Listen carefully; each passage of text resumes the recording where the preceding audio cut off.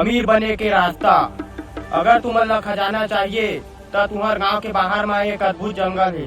वो जंगल में बार पेड़ के तरी जमीन के खुदाई करहा था, तुमन ला खजाना मिल जाही। सावधान, अगर खजाना पाए के बाद कोई भी चिल्लाही तो खजाना गायब हो जाही। देख ले भाई, तोर मुंह से एक भी आवाज नहीं आना चाहिए। हाँ हाँ, मेरे मुंह से एक भी आवाज नहीं आई। अबे लेकिन तो इतनी दूर दूर तक पूरा मैदान दिखाई देते, अद्भुत जंगल कहाँ है? अबे वो क्या है? चल चल चल,